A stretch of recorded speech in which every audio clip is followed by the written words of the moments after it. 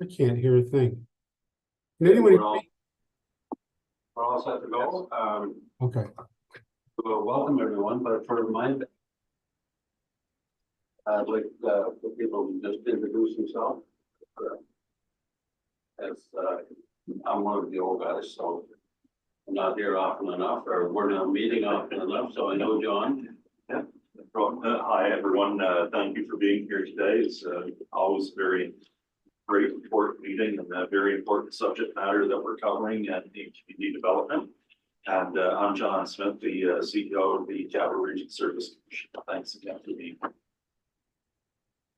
Hello, everybody. Thanks again for the invite. My name is Carrie Bedford. I'm the Regional 11 Resiliency Coordinator with Justice and Public Safety. So I sit under the Community Capacity and Resiliency Branch. Thank you. My name is Don Fitzgerald, and I'm the Chief Operating Officer of the Commission. I'm Brett McRae, I'm the Executive Director of the Commission. I'm Amy Floyd, and I'm a counselor with the Nashwauk Rural Community. I'm Kelly Shaw. I'm technical support today and board secretary. Magician. Suzanne White. I'm the community developer for the Capital Region Service Commission. I'm Tim Fox. I'm a counselor with the rural community at Danwell. Yeah. And Tim, Yes, we Tim have. Scammell, New Maryland. Tim? Hi, everyone. I'm a counselor in New Maryland. Can you hear me okay? yes. Yes. Okay, good. Anyone else up there? Cheryl, is Cheryl up there? No. Or Lorraine? Not yet. So we're good to go. So I think we have the attendance thing after we must have a forum. So the first thing on the agenda is to approve it. So I would welcome the motion. I'll move. To the agenda. Okay. Someone second that, please. I'll second that. Okay, thank you. So we move and second it. So in favor of the motion to approve the agenda, respond to saying aye. Aye. Against? Motion carried. Is there anyone who won't be in a position of conflict of interest? Anyone? We'll move on. I think we have a pretty heavy agenda today, so we'll try to keep it going. Item number 5 is the regional transportation, the verbal update by Brett McRae. Thank you, Mr. Chair. I'll try to keep relatively brief because I know you do have a full agenda. It's been a few months since we've spoken about our transportation. We've got 2 main pieces that I wanted to touch on today. I can certainly speak more to the first, and Suzanne, if I get into trouble with questions, I may look in your direction to clarify the second piece. The first is I'd like to inform the committee that we're at the beginning stages of a transportation study. The last time we had a discussion on transportation, there was some interest in having some more information brought forward to the committee with a sustainable and integrated transportation program for the region. So with that in mind, we've initiated a study, and we hope to have the results, within the next few months or so. Something that we can bring forward to the committee to review and discuss, and possibly provide some direction on how to package that all together for all the region. The second piece is a more administrative one, in my opinion. It touches on the way that volunteer drive services have been funded in province up until now. Prior to local government reform, and this is where I will rely on Suzanne because of your expertise in the area, but my understanding is prior to local government reform, the funding for these volunteer drive services, and there are services already in place within our region. 5 communities, I believe, Suzanne, currently have volunteer drive services through an organization called Urban Rural Rides. That's funded by ESIC.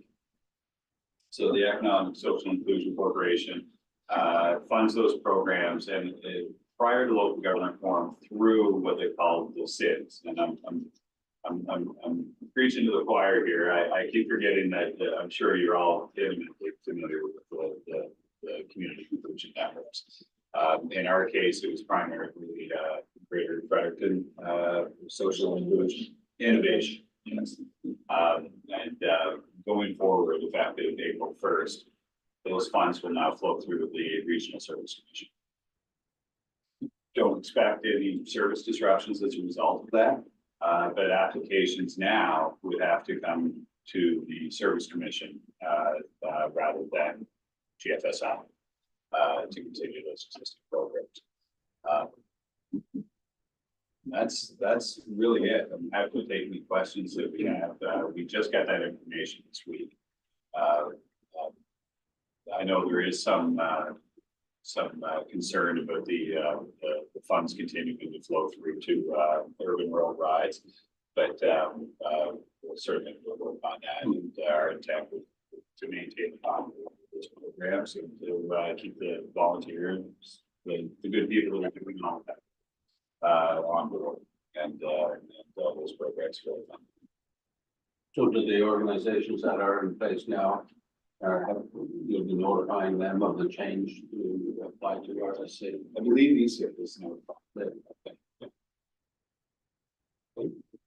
Any questions? What are the, sorry, the research questions that you're looking at in this study?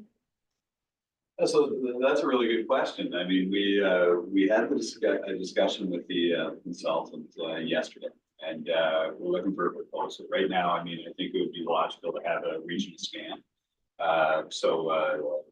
Fulsome scan. The other, I mean, point of interest is it would be nice to have some data so that we can make some data-driven decisions when it comes to the design of these programs. But in all honesty, we're so new in the game of regional transportation that we don't know what we don't know, if you follow me. So,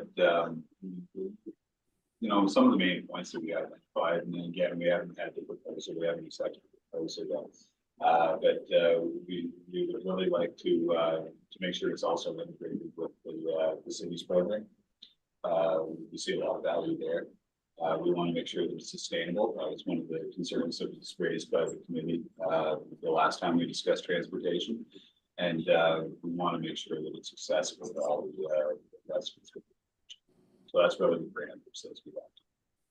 I have not a question, but a request, and I'm wondering if you might be able to speak with folks from PEI at some point in the year, because they've been doing really phenomenal things with the transit there, including like buses going out into rural communities, picking up youth, seniors, and to the best of my knowledge, it was a limited time project, but it was fully government funded, so it's not dependent on ridership.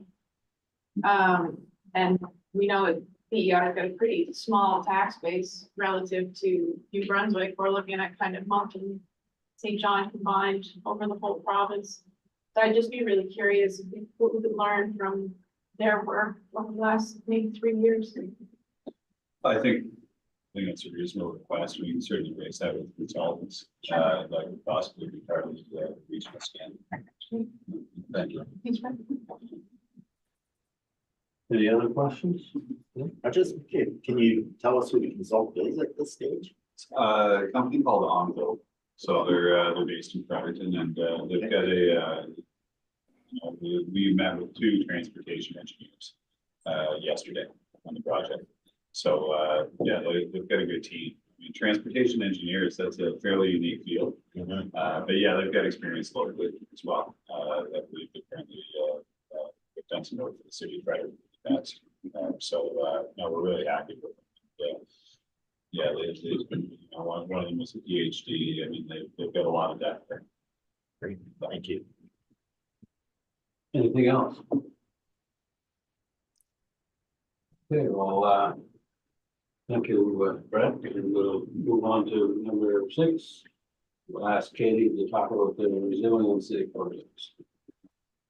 Thank you. I did just send an email to you, Kelly, just for reference of some of the slides that I had, but I remember presenting a few months ago as well, just in terms of the structure, but I wanted to see if there was any clarifying pieces on where we sit in the grand scheme of things. You're very well, Kelly. I've got some paper copies too. It should be in the package, but in the event that I've only put the odd or even in. So like I mentioned, I'm one of 12 coordinators, so with Region 11, and work quite closely with Suzanne at our regional resiliency team. Our branch is under the Division of Security Emergencies with Justice and Public Safety. And so we're a sister branch to NBEMO, and kind of the structure of where our branch came from was how do we build resilient communities in times of natural disaster or crisis. So, you know, pretty fresh on right now is what's happened in Cape Breton with the 100 centimeters of snow, and how could we work together to make their most vulnerable bounce back sooner. So working at a community level and kind of planning for times like that. So really in the 4 areas of kind of what emergency management would include, we're really involved in 3 out of 4. So 1 would be in the recovery. So you'll see that now in post-COVID, how can we kind of get back past the pandemic and support our communities? The other is around mitigation. So how can we avoid it moving forward? And then preparedness. So how can we get communities more prepared for those times of emergency? The other piece, I guess, is around we follow Dr. Tam's strategy from that report on 4 different pillars. So on the sheet that was passed out, you'll see on the left-hand side the word priorities, and it's been grouped into different categories. So basically, we build these off of our high impact areas. Basically, we have 4, but you can count the 5th as building community capacity in total. So one of the pillars would be economic security and employment. The other, stable housing, built environment. One of our largest priorities, I would say, in this region is health, social service, justice, and education systems, and then with environmental sustainability. And with a coordinated effort from community, we see that capacity being built. So that's kind of another chapter that we work at. So our team or our committee is structured by anybody that wants to come and support that. So the goal of our branch is to really align efforts. So let's not work harder, let's work smarter. And so we have folks that are with nonprofits, business sector, in government across the whole page. And so we meet once a month, and we kind of go through the process of determining what our priorities are as a region and how can we align those efforts. So back in the fall, or I guess it would be early spring, we sat as a committee and kind of identified what our regional priorities were as a resiliency team. And so you'll see a list of those on the side. Under those priorities, those were ones that were identified, but there was also others. We just didn't have project leads kind of come in under those pieces. So once we've identified kind of what our guiding star is, what those priorities are as a region, we come up with a regional action plan. And so part of that process is having groups or individuals come together, put together a proposal. Some of it they needed funds, some of it they didn't. So we have $50,000 every year that those groups can apply for. And basically come the end of December, we have our plan in place and we're able to award those dollars were allocated. So I can dive into those priorities, but I wanted to leave room for questions if there were any. Sometimes it feels like it's really upstream of like, how do we fit in with, you know, emergency planning? So, yeah. So we need to communicate with all the communities in the RC territory. So we have all of those communities at our table, and our goal is to be aligned in those. So connecting all of our entities and working with those communities on different areas. But if we think back even before Christmas, for example, we know that like Fredericton Junction area got hit further than certain other areas, right? And so looking at what could we do to support them in times of crisis, or was there most vulnerable there that we could support it or work towards supporting in the future. So that's kind of that EMO response piece. The bigger scheme of things is like we saw, transportation was impacted, trees across the road in Harvey, different things like that. So it kind of all ties into the bigger picture pieces. Even thinking of seniors in their homes, all of those pieces there.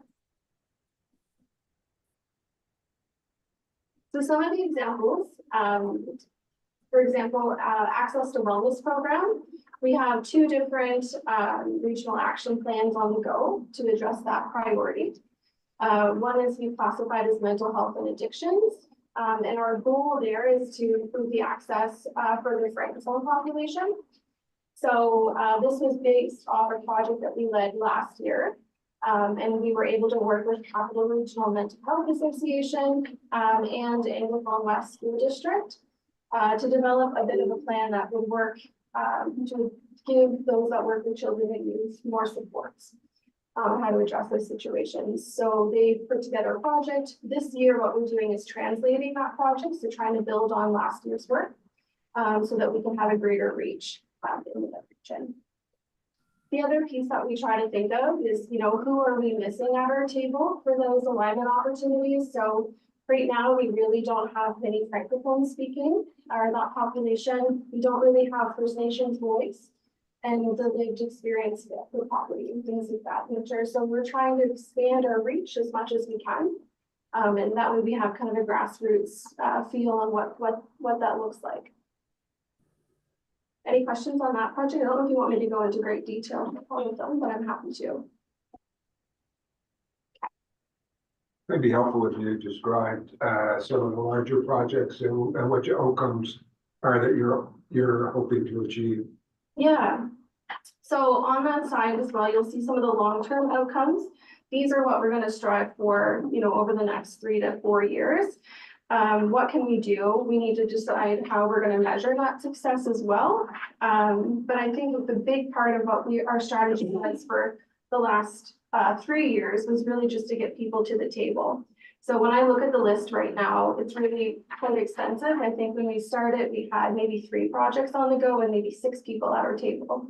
And so it was very Fredericton focused. A lot of these projects are actually happening in those rural areas. So we're catching that outreach opportunity.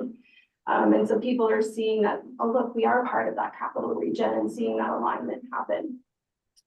I'll jump down to like communication, for example, with emergency preparedness. So I'm not sure if any of you were at the sessions hosted by the regional emergency management group. Yeah. Perfect. So I did present kind of high level what that looked like in addition with the RDC folks, Alexis, and how we could work better across those pieces as well. From that meeting, we actually were able to put together a bit of a project this year. So Harry Farrell and Tammy Borden with the Capital Association of Firefighters are working on improving that emergency communication. So one of the examples was Voyant, that application that's gone out to municipalities. It's only as good as the user that's using it. And so how do we do that outreach? And it's only as good if the whole region is using it. So how do we make sure that other municipalities are also on board, or if that's the right fit, maybe it's not. So they're looking at designing a project on how can we do that outreach and that engagement in each of the municipalities, and then also working together to see how we can raise awareness around 72-hour preparedness. So working with our RAMC and trying to get that message out there. So that's one of the bigger projects this year. So we were able to give them $10,000 towards that. Any questions on that? So sorry, Mr. Chair, if you don't mind, go ahead. So the communications obviously, but on the communication around that. And I know like during the event just prior to the holidays or Christmas, there were a number of communities that they lost their ability to communicate in certain ways with this.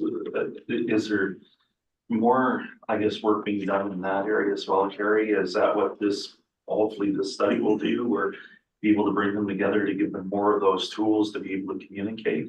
There just seem to be a few, like you said, a couple of communities that you had mentioned were also ones that Right. had contacted me, and we were going back and forth on how to best serve them as well, so. Right, and I think that we're very early stages because we are kind of figuring out how our group works at that committee level.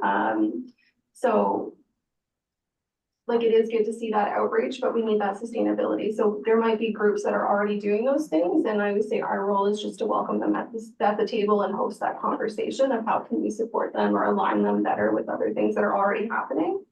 If that makes any, yeah, so,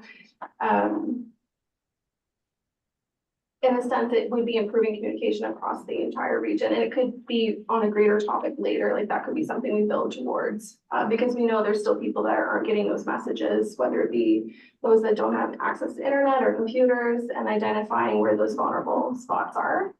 And we could work with municipalities on how do we build that up for them. Right. Yeah. I will do the other piece. This is a project that Suzanne is leading, and that kind of talks about that community capacity piece. And I think that's where our focus is having that unity, that alignment amongst all of our regions. So we do see us as the capital region. And Suzanne does a much better pitch than I do on this project, but more or less a chance for you to get to know your neighbors. And this almost ties back to, you know, how do we be more prepared or mitigate in times of crisis. So if you think of, she uses the example, Hurricane Fiona, and, you know, the first person on the scene, and that is typically your neighbor. But post-COVID, we really don't know our neighbors very well. You guys do, which is lovely. But you know, it's a way for communities to come together with a small grant program, host something fun to get to know your neighbors, or maybe it's a shared common interest, and just expand on those connections, because that's really the framework of what holds the community together when resilience is tested. May I make a comment? I think that's really amazing, because I know in our neighborhood, John, like we've developed that through walking the dog. So that's really how the neighborhood, and I mean, it sounds funny, but it's very serious. Like It's serious, to right? know your neighbor, right? It's know your neighbor, you know, and we've gotten to know who, you know, who may be more vulnerable in those situations, who may not be, who needs help. And it's been a great way to do that. So I think that these, you know, and that just sort of was organic, right? But I think having these opportunities to bring neighbors together, and especially to reach out to those that are more vulnerable maybe in the community and who may be less likely to come into something, to have them, as you had mentioned, invite a friend out, right? Invite somebody that you think could benefit out. So yeah, I'm really excited about this project. Yeah, and I guess the big piece to this is, you know, I mentioned we've gone from 4 projects to there's 16 listed here. And you also notice that some of the projects don't have a dollar figure assigned to it. So to me, that's the biggest return on investment in this, is that we've got people coming together around a common action, with passion and dedication to help affect change. And so, you know, they were the first couple of years, folks were just there for the money. But then I think the bigger investment is that we're building that resiliency as a region, and getting to know those networks that are. I can give you a quick update. Today, we've had 4 groups submit for funding to host a community event. One I was able to redirect to another small branch program because it's more aligned with developing a community garden, an ongoing sustainable project. Another didn't qualify because they wanted to set up a fee for admittance, and we don't permit that. One I needed some more details on, so we're in the process of it.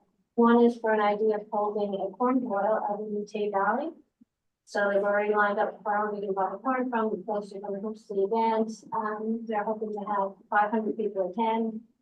And so we're kicking in the money to help all the corn so that they can move forward with creating this place for neighbors to get to know each other. So the specific purpose of the event is to get to know your neighbors. Neat idea, that I saw actually at Christmas time, I attended a Christmas cookie exchange party. And your admittance fee, which you had to bring a senior in your neighborhood, who you knew would be sitting home alone that afternoon. So in exchange for getting access to 25 different types of cookies, I showed up with my neighbor Hazel. I got my admittance in the door and I ate as much as I could. So that's the neighborhood grants project. It's we have $8,000 in funding. It will last until the funding is exhausted, and then we'll review it to determine pros and cons. But it's piggybacked off of small grants programs are offering across Canada.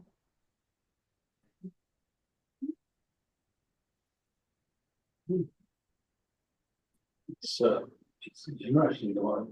It's typically something I don't think about unless we have a power outage or a windstorm, then you think of your neighbors, and during the windstorm, one of our neighbors, we had actually gone up to our son's house, but our neighbor showed up with some food for a meal. So, but there's so much about communication, that's really important, and it's changed over time because everyone used to know their neighbors in times past, but not now. They're too busy doing this, and so you have these efforts for people to get to know their neighbors.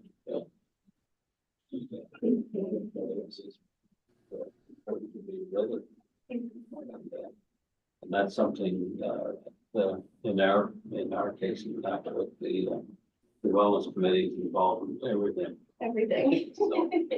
So you know, they always come up with all kinds of projects and so on. They're now developing a resource booklet Yeah, and putting the process for that. So it's interesting because it's not a common thought process that in my head. So if I could add to that as well, we were working, one of the projects we funded was for the Head Start for Sunbury West. And they didn't have enough funding, but they had more seats. And so they didn't want to turn kids away. So we were able to offer them some seed money for them to come up with a sustainable plan on how do we keep funds moving so we can deliver that program. And one of the elements to that is offering kind of a welcome wagon piece so that we can get to know our neighbors. So they're starting tri-county messages around, like, you know, maybe perhaps working with local realtors in the area so that there is a welcome package. And, you know, that's an example of what, you know, Gail and the wellness crew is doing in terms of that navigation of a directory of services. So I think there's multiple streams of communication, but once we have those touch points or those connections in each community, we can strengthen the line. So anything else, any questions? I don't want to forget Tim Scanlon up there. Any questions, Tim? You're okay. And actually, Mr. Chair, Cheryl Pepin and Lorraine Dahl are now online.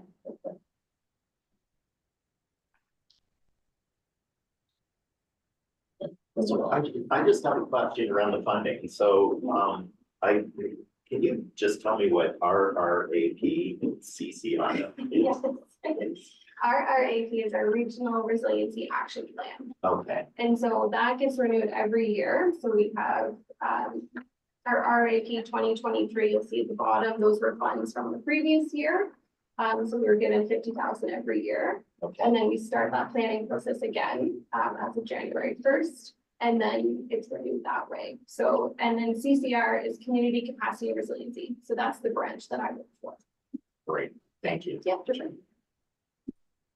Okay, if there's nothing else in that. Thank you very much for going Thank you. through that.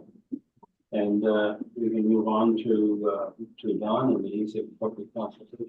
Thank you, Mr. Chair. Just a point on resiliency before I start. This year, things, you know, have come at us at a hurry as a result of reform. And so we are officially the host organization for funding from public safety. And we signed a quick agreement to allow that to happen. We did it at the staff level. We didn't have time to bring it here. We will be formalizing that in a little more robust manner and bringing that to you during 2024. So that we'll know about the terms, conditions, and get a little more knowledgeable in the actual interoperation between us and resiliency. And having said that, another organization for whom we are the host is an Economic and Social Inclusion Corporation, typically referred to as ESIC. ESIC was formed in 2010 with the very broad goal of reducing, eliminating poverty, addressing poverty, which is, a challenge that goes back to the beginning of time. And so every 5 years, a strategy called Overcoming Poverty Together is reviewed and renewed. And so when we talk about overcoming poverty together, the thinking is that there are 4 sectors that are involved in or have levers with which to move poverty. Obviously, government is one of them. Nonprofits are another, institutions, and business. So we now, coming into 2025, are looking to have that strategy renewed. And so there's going to be public consultations this year. And I think that, if memory serves me, about 4 to 6 weeks ago, we shared with you a document from ESIC that talked about that process. And I know that you all get a lot of emails and a lot of documents, and perhaps you didn't have time to read it, you skimmed it, and it's something you're tangentially aware of. And so what we want to do is kind of refresh that with you now.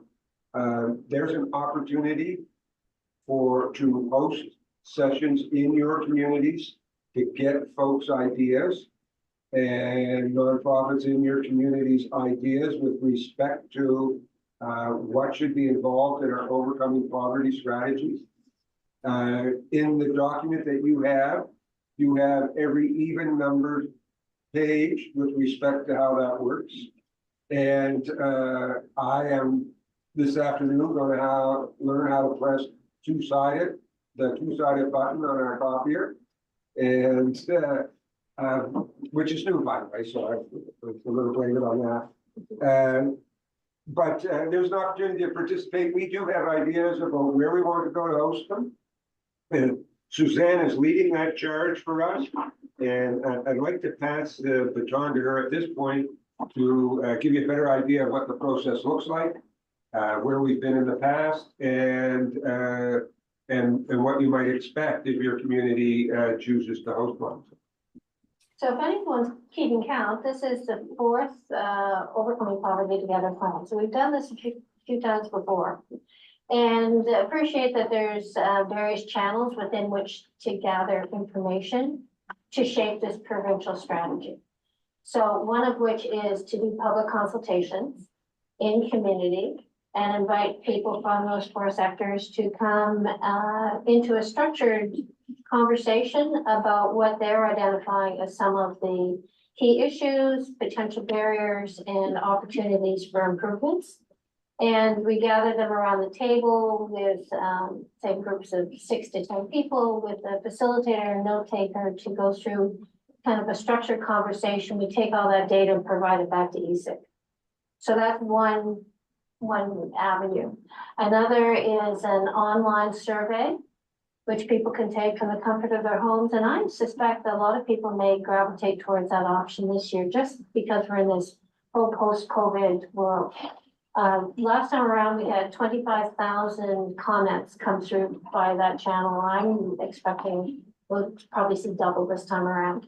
And it takes you through that same structured thought process about what a person is identifying as the issues relative to economic and social inclusion in the community and opportunities for improvement, and how to shape out who should be responsible for what. As well, organizations can ask to do a presentation of a brief.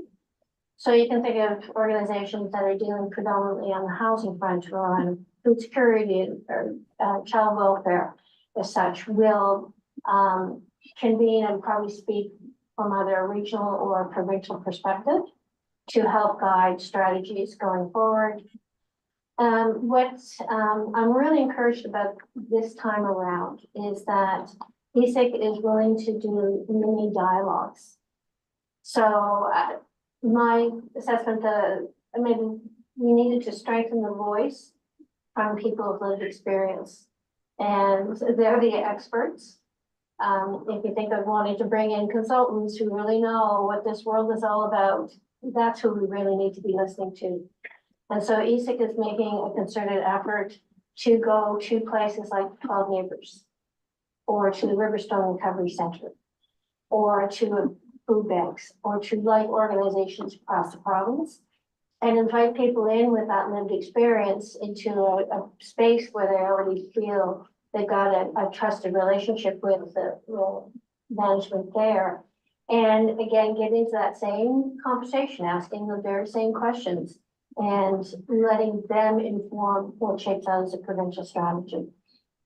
So what I'd like to ask is if we could use the municipal communication channels to pass out information about these different options that are available to folks.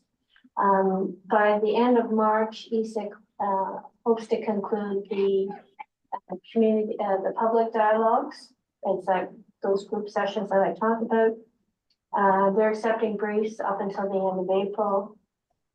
And then after that, they'll be going through analysis and then the approval process of the plan. Also unique this time around is that they have a way, they've secured a platform for gathering the data.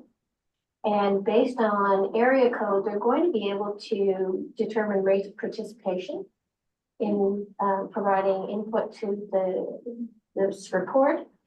But also be able to understand what were some of the key issues. So what is the narrative of Fredericton compared to Edmundston, compared to Hanwell, compared to whatever? We're going to actually be able to go down into that level of detail and really understand what were the sensitivities and opportunities with our own region. That is new.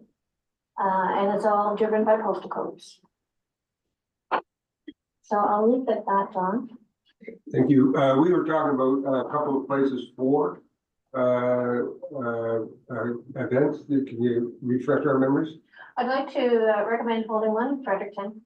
And I'll have a conversation with Carolyn Landry, who's the community developer with Horizon House, to determine whether we can do something to provide the bilingual capacity with one event, or she may recommend we do a separate French-only event, say up at CBC.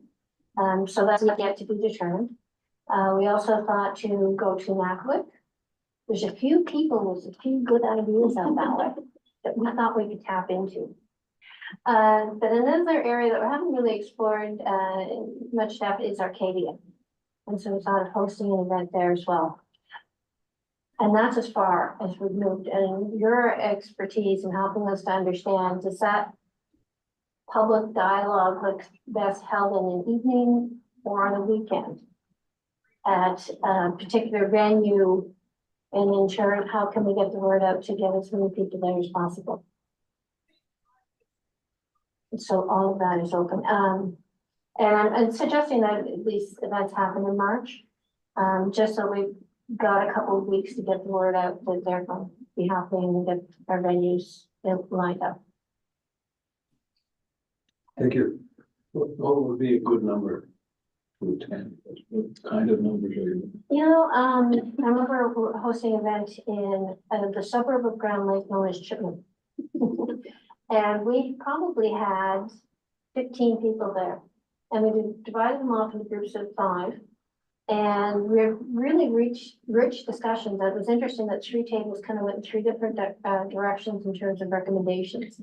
So it doesn't take, you know, hundreds, but rather the most informed people with that heart and interest in wanting to improve the quality of life in the community that come together and have conversations that maybe they're having at coffee tables, you know, on occasion. But now the focus is there that this, you know, we're looking for your expertise. And the channel is there to get that information to the group that matters, which is ESIG, who's coming up with the provincial plan. That's kind of what's different from the usual coffee table talk.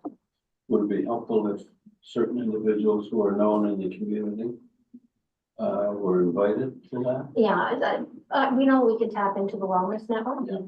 to certainly get the word out, but I'd love to get some families in there. Some of the new folks that have moved into community to get them as engaged, as well as our organizations like the Lions Club, the Curling Club, to get different perspectives on it, because a lot of times when there's need in community, it's those organizations that are asked to pick up Yeah. the ball and run with it, either by doing the fundraising or organizing the potlucks or making contributions from the businesses. So let's give them that opportunity to be at the table and say, here's what we think needs to be done to make some progress on this fund and improve our community. And again, what I'm excited about this time is that we're going to capture everyone's postal code. And we're going to take all that data and input it based on postal code. And so we're going to be able to extract it down the road and say, yeah, we know what the provincial picture is, but here's what the NACWA voice said. And let's help that to guide our own. We'll take the provincial plan and then we'll translate it into what is our own regional plan, where are our priorities.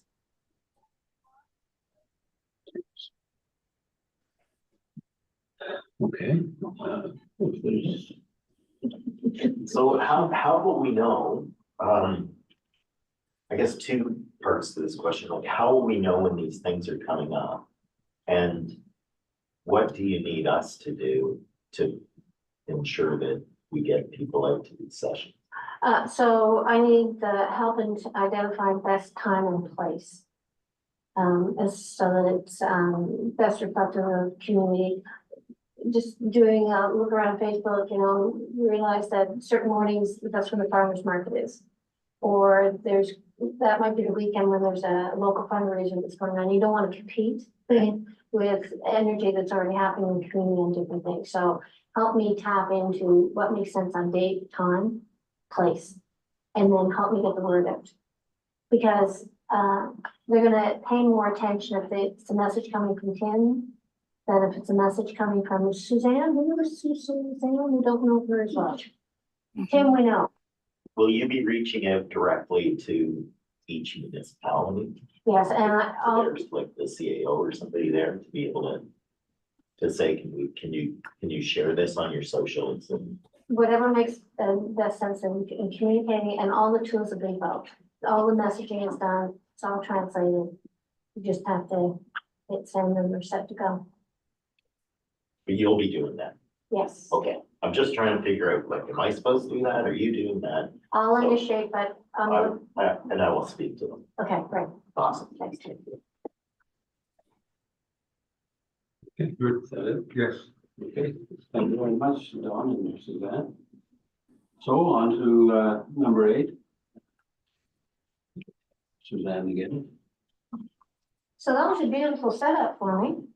Now that we've talked about the overall provincial strategy and taking it down to a regional focus. And so by going through what's happening on the resiliency file, now what's happening on the community inclusion file, we wanted to give you some sense that there's a lot of activity happening in community development, because I know we're headed towards conversations about what is the committee going to be focusing attention on. So let's give you some background.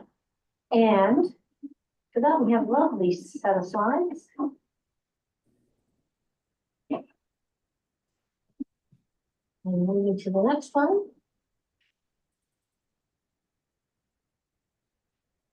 Perfect.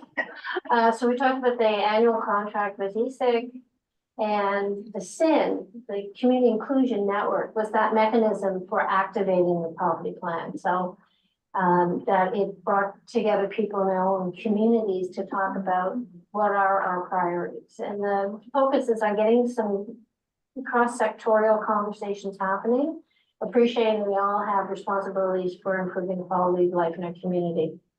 So what we're asked in return for I should say, our contractual obligation is to deliver that regional plan.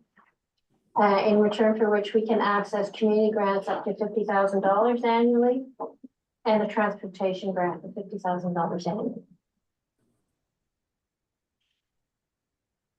And the current plan that's in place right now, there are 5 different areas where the Community Inclusion Network has a role in advancing the poverty plan. First one is in promoting social enterprise as a mechanism for creating new investments into addressing community issues, improving access to mental health and addiction services. And so what we've committed to is that we're going to support the organizations that are already providing that service and help them to improve access and reduce barriers. We're responsible for developing and implementing a regional transportation plan. And the way it's evolved across the province is that those $50,000 investments have been going towards volunteer drive services, appreciating the need to support seniors to be able to age in place at home. Currently, there was partnership between GFSI and Urban Rural Rise, which is now transitioning over to the Regional Service Commission. We're also responsible for working with partners to provide inclusion through sport, recreation, and leisure. And when you think of how do you get yourself out of a situation of poverty, it's usually through your community connections, particularly in New Brunswick. When you're talking about how to move forward, say, on employment or education, it's who do you know? Who can you tap into that says, you know what, I know of an opportunity. I know the person. I know of educational webinars coming up. And it's that network that helps you connect. And that's one great way of supporting people and building network through sport, recreation, and leisure. And so our commitment is to inform and promote information on free engagement opportunities so that the barrier of admission fees are eliminated. The other thing we're responsible for is supporting the school food programs in New Brunswick. And for that, we've been invested in providing tools, infrastructure investments, and networking. So I'm going to kind of peel some of these out. On the social enterprise side, it really spoke to how to also look at fiscal policy as it relates to supporting people who are in need, and putting some effort behind developing and advocating policies around basic income. So I'm a representative on an Atlantic Basic Income Now organization. We've been active for about 1.5 years with representatives from the 4 Atlantic provinces. To date, we've created an Atlantic Basic Income Consensus document so that all 4 provinces can speak with common voice, because that's one of the problems. They're guaranteed basic incomes, and we've got basic income, and so we had those conversations that said this is what we want to advocate for.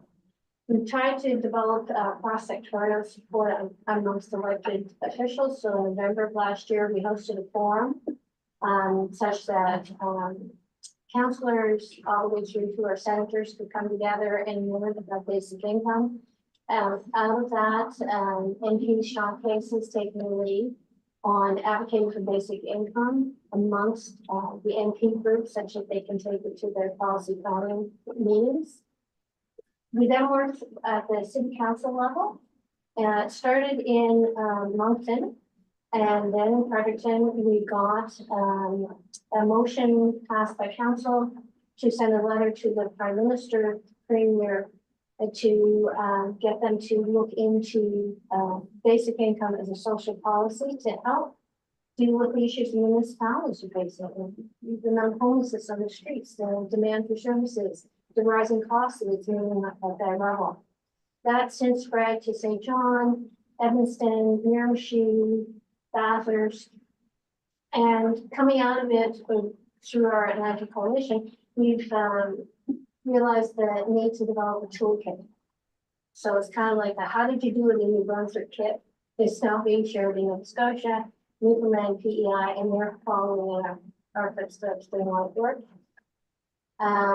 We've also enlisted support from the Chamber of Commerce, who have in turn have met with NP Jennifer Atwood to voice their support for basic income.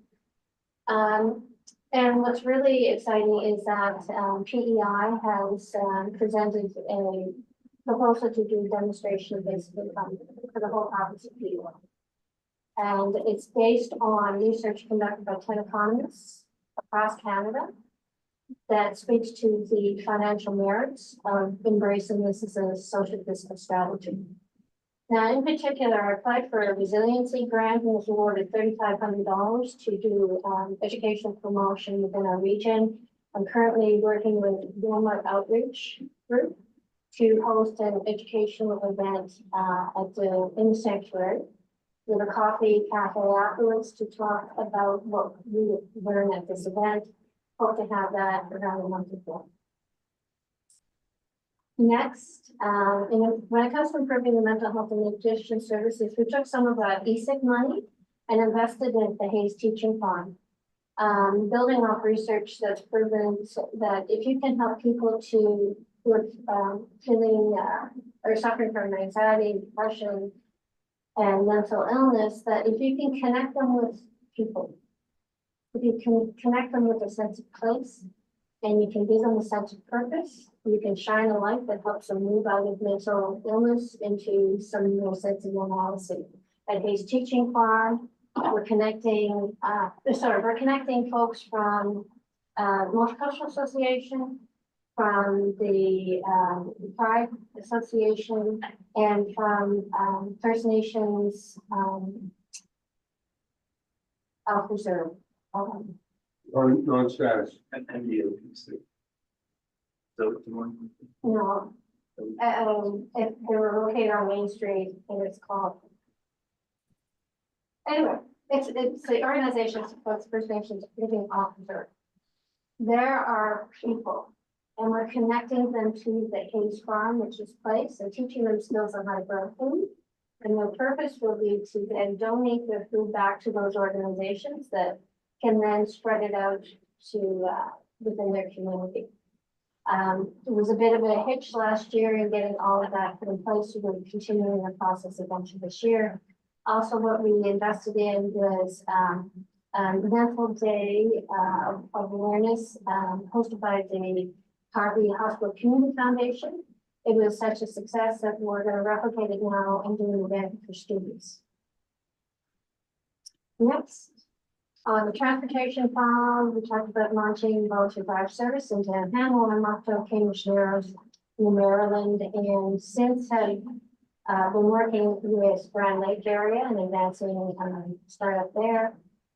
What was really interesting is that we tried getting something started in Fredericton, and there's always that huge issue. You know, if we're starting a brand new service, we need an organization, we need a board of directors, we need to raise capital, and it felt like this mountain to climb. And then all of a sudden, Urban Rural Rights came to the table and said, don't worry about climbing the mountain. We'll do all the stuff you don't want to do. We'll do all the invoicing, we'll do all the training for volunteers, we'll do all the screening, we'll do the dispatching. You just pay for that overhead stuff, but we need you to be the face of community.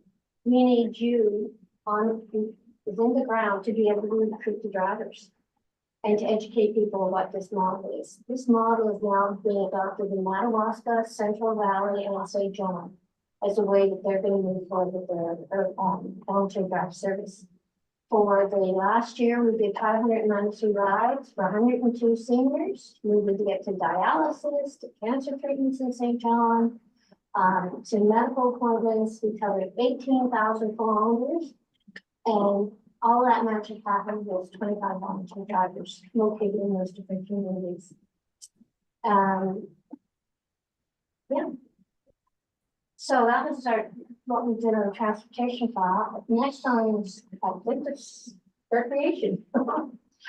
We invested in geocaching in Fredericton. It's a great low barrier, easy entry type of sport activity. We recently set up a geocache Hanwell, I think even Black History Geocache. Exactly, it's wheelchair accessible. It's kids, adults, families, seniors, everyone loves geocaching. I think there's something like 100 geocache areas just in Fredericton alone, let alone the whole outside area. So we're investing in them being able to increase the capacity to train more people and build more sites. We invested in the gathering place in Nakawik to help them get launched. And with the Harvey Hospital Foundation, we're creating opportunities for families to use gym space and get out as a family to enjoy recreation. Next is school food. And we've been investing, we invested $16,000 in supporting getting new infrastructure to schools, everything from toasters, refrigerators, dishwashers, cutlery. And that was both urban and rural schools. We then purchased a couple of milk dispensers for 2 schools here in Fredericton because it's much more affordable for them to dispense cups of milk than all these individual containers that then have to be recycled. And so that takes some, we can save them some money, that's more money they can buy food for more kids. And in our Mokto Food Bank, they're looking at developing their meal plans, protocols, and processes improvements because they're supporting school lunch programs. And just to give you some sense of, you know, that's our community partnership. Some of the things that we're taking the initiative on is a bulk food buying club, which we have expanded throughout New Brunswick, involved in an international student food security project involving all of the post-secondary institutes here in Fredericton. We've got students that can't afford to eat, and a lot of them who are international students. Within the last 3 months, there's been a new Fredericton Community Climate Hub that started up. And there's particular focuses on engaging citizens on, you know, figuring out how do we deal with these disasters and what can I do as an individual or as part of a larger group to make a difference. Part of that involves being part of a national learning network that's being funded from resiliency funds and led by the Tamarack Institute. And as well, we've working with Carrie, and we're doing a resiliency learning network. So every month we're hosting a new webinar to create common language around what is resiliency. Karen touched on the Neighborhood Connections Project. I mentioned the Basic Income Awareness Project and Regional Volunteer Connections. Currently in Fredericton, there's a 24-hour online matching service for volunteers and agencies. I refer to it as V-Harmony. Everybody knows eHarmony. And you can go in and you can scan around and you can, if you see something you like, then you kind of put your hand up and you identify yourself. Well, this is the same kind of technology, but it's for volunteers. And what I'd like to do is explore the idea of taking that from our Fredericton-centric platform and making it regional so that it becomes a service that our other communities can access and use as well too. And again, using postal codes, you can identify that you're looking for volunteer opportunities within a 10-mile to a 50-mile radius of your home, so you'll only get matches in your community. As well, last slide. This gives you a sense of some of the different networks that I'm actively engaged in. There's the resiliency. The Coalition for Healthy School Food is a national organization of which I was a steering committee member. I mentioned Atlantic Basic Income Now. The Capital Region Integration Network is looking at how to support newcomers in community. The New Brunswick Food Security Network, as well as Community Food Centers Canada, with that focus on how do we build infrastructures around food. Member of the Tamarack Institute, Social Inclusion and Diversity Committee established by the City of Fredericton, which is a new venture. Voices of the River, which is an urban indigenous network, just started. Community Action Group on Homelessness, Community Developers, Breakfast Club, and Food for all of which is to say, there's lots going on. Wheels are turning. You're not busy at all, are you? Not at all, but it's exciting, it's interesting, I mean, it's community, it's really good. So when we start looking at how do we build forward, there's places we can leave a job of. action is already happening on the ground. We don't have to feel like we're starting from square one. Rather, I can help connect us into what's already happening, and then we can move it forward based on the new provincial plan on poverty reduction and based on our regional priorities and strategies. The end. So, Mr. Chair, that's fortuitous in that we've come to the end of our hour. I'm sure that we can find a little bit of time to respond to any questions. As you can see, while we don't have a laser focused plan as yet, and we want to deliver it, to Suzanne's point, there are a lot of things going on that we're involved in. You're not kidding. It's amazing, but I'm interested in the basic income. I think the federal government is the one who needs to be convinced in the end to really take hold of this project. And they've got a group of senators that are pushing that cause. They're at, they've gone through second reading on the bill in the Senate. A lot of marbles are resting on the outcome of the PEI project. Because I understand there are several studies that have been done that seem to prove that this is a smart thing to do for our country. And there's more to gain than there is to lose by a fair amount. So is the effort in PEI left to PEI, or is it something that a maritime group or Atlantic group can be involved with? What's interesting with PEI, it's all party consensus. Mhm. So you've got unified voice making the appeal. And that's why we're trying to rally the troops. So presentations are made at the Senate level. There's a bill going to the House of Commons. They've done presentations to that as well too. We're now organizing as an Atlantic region, and we were all looking for, we're providing that common voice in support of the PEI project. And if PEI will say it, and you can have anyone else you want to, but pick PEI, and if you want to do one in Ontario or BC, great. Well, PEI first. yes, well, it's a good one to start with because it's small, contained geographically, population wise and so on. Okay, thank you very much. Number 9, Don. So the last part of our agenda is really context, and it involves the data that we were able to obtain through our interaction with the Greater Fredericton Inclusion GFSI, Greater Fredericton Social Inclusion. And it's Brett had talked about database decisions, data-based as opposed to a decision. So it's going to inform our work going forward. There are other data sources out there. Ideally, we would like to be able to point to Arcadia and say homelessness is X%. I'm sure that some of you have bumped into people who would say in our community we don't have, and insert problem here, but we know that communities have all the problems that there are, and so in addition to trying to target our actions, we're also looking for tools in our kit that can help convince people that you have this problem too, it just may not be visible. So I expect that we'll be relying on that quite a bit as we move forward. That's it. We'll move it along quite well. Well, we generally have 2-hour time period to have a meeting.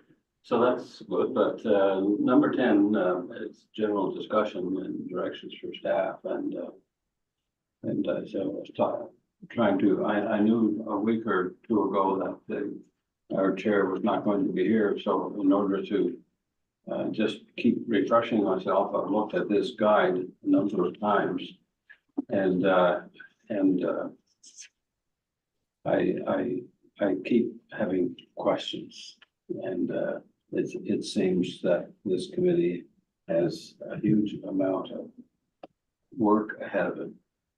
But I read in here that the board is supposed to have a vision statement, and I'm thinking that any of the committees, if they come up with recommendations for the board to consider, it would have to be kind of aligned with a vision statement. And I understand that, but I have, and to me, I'm just wondering if we're, the whole process may be going a little too fast. Because I know in NACWIC, we're still getting used to this new setup with all the LSDs being awarded and so on, and having to deal with issues. We're still in the process of trying to build trust. Because in our case, like NACWIC is where the businesses and the schools and the health clinic are. And it's like Fredericton, people outside of Fredericton say, oh, Fredericton, say it with a nice tone, it's different. And so a lot of people there, I recall, they just expected everything was going to go into NACWIC in this small community. And, but it's not, but we have to build trust. That's takes up a lot of time. We just dealt with a garbage problem. The quotes come in for garbage that went up 86% from last year. Can you imagine? And I immediately thought, well, I know who controls garbage in New York and Montreal.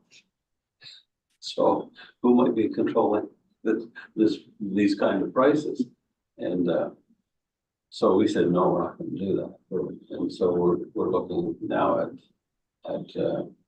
buying our own truck and providing our own service, because we used to years ago. And even in the summertime, collected twice. So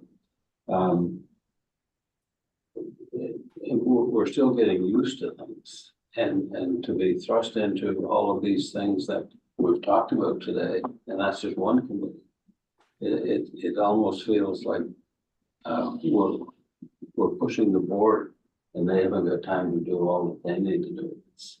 Because how often they have meetings? Once a month, and all of these board members have a job that they go to, and they're the mayor of their community, and they're busy people. And so it's just a feeling like I've got that there's been too much thrust upon all these communities within the region to try to deal with. And that's from reading this stuff, and it's all important. A lot of it is done by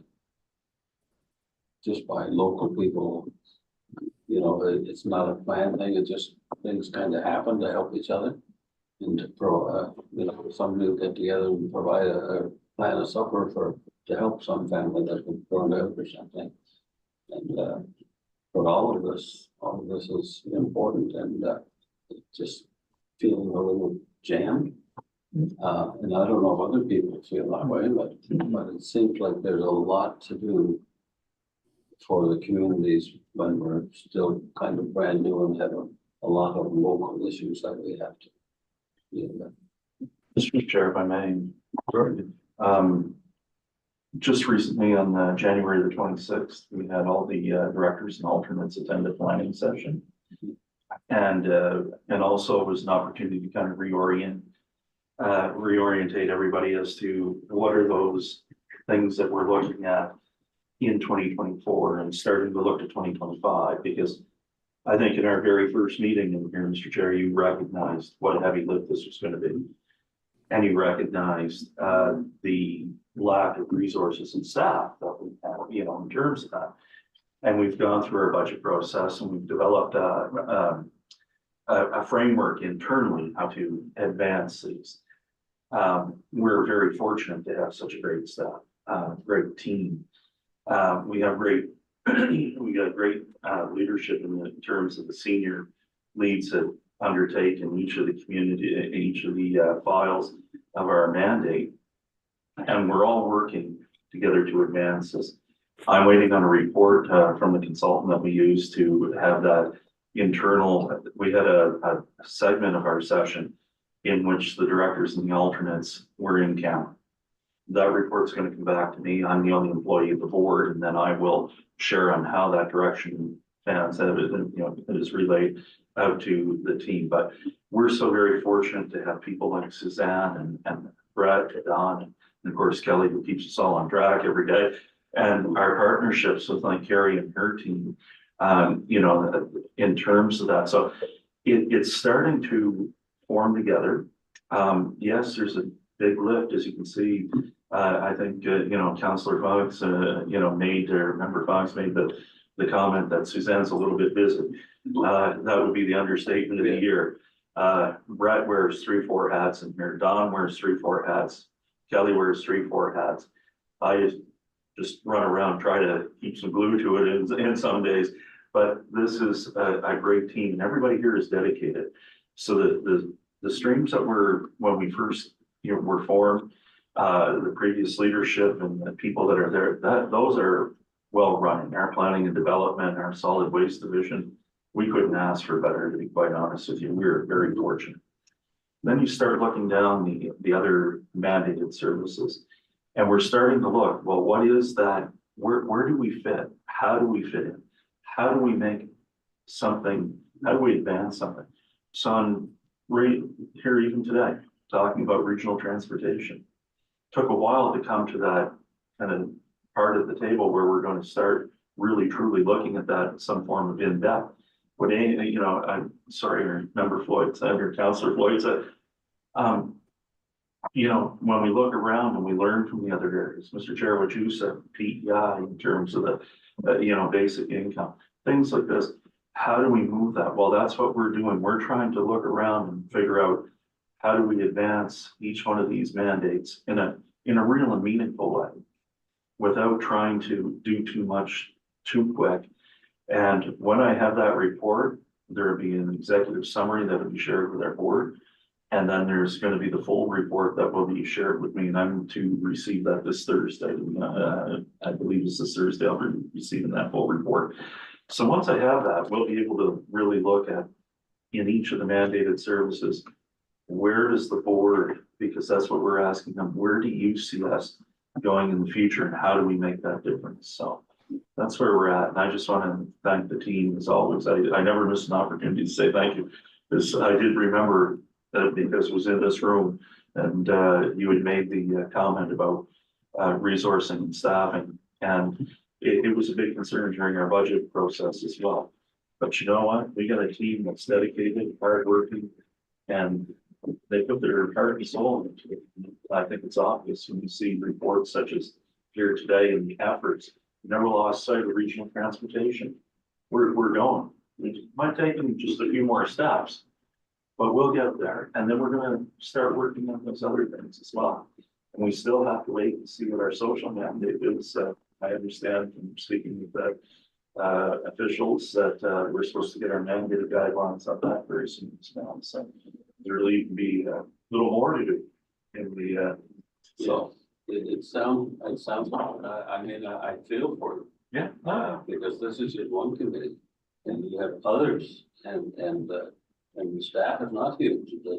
No, we're not even. So, We've hired basically one additional, well, I guess if you look at it that way, 2 additional people. We have an economic coordinator who's looking at trying to pair a lot of this, these things together. Like, where can we find the synergies between resiliency and transportation? Maybe we're doing something older that we haven't looked at in another area on economic expansion or something. How do we bring that into this? Are there funding envelopes out there that we can look at, whether it be federal or provincial?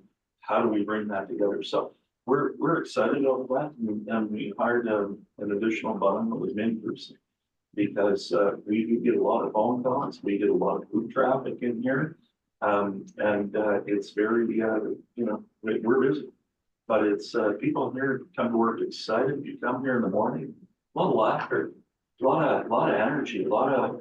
Suzanne comes in and graces us every now and again. She's always working out in the community, but she's always bringing treats. So we love seeing Suzanne every time, and for other reasons as well. Suzanne, for all your great work.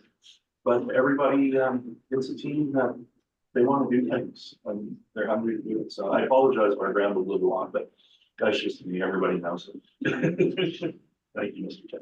well, we're just, my comments were just. No.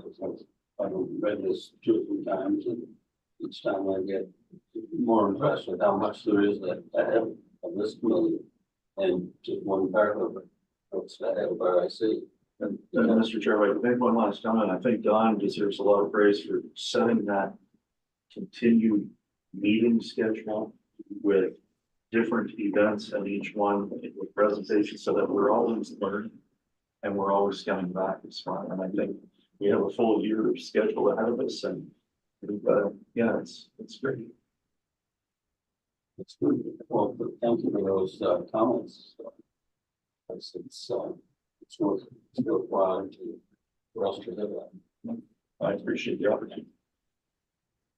So, does anyone else have comments or questions or observations? So I did forward the overcoming poverty together document onto the other members of council. And I've asked that at our meeting next week that they start to bring forward some of the ideas that they have about what we want to see in our community. But from my perspective, I've been working in community development for about 17 years now, and I really would like to see before the end of the year some objectives. You know, and the thing is, when you know what you need and you can flesh that out, you can put a dollar amount with that and then start to advocate for exactly what we need. And I know there's a lot of things in our rural communities that are really not understood. Like, we've got folks out on dirt roads that it doesn't even look like anyone lives there because the driveway is not plowed. The electricity hasn't been on in 6 months. They're carrying water, you know, like we're hearing a lot about urban poverty and homelessness, while it's also just in a different form, right? So I really hope that we can kind of fine tune issues so that we can start moving forward on projects. Which is my hope. Thank you. Anyone else who's online and watching?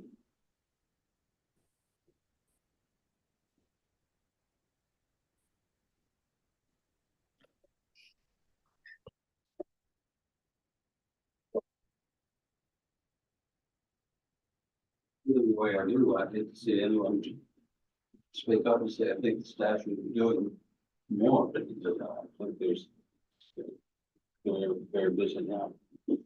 Is there anything else that we should talk about? Maybe set a date for the next meeting, and Don, I think you have. So our next meeting will be the second Tuesday of March, which I'm not sure of the date right now.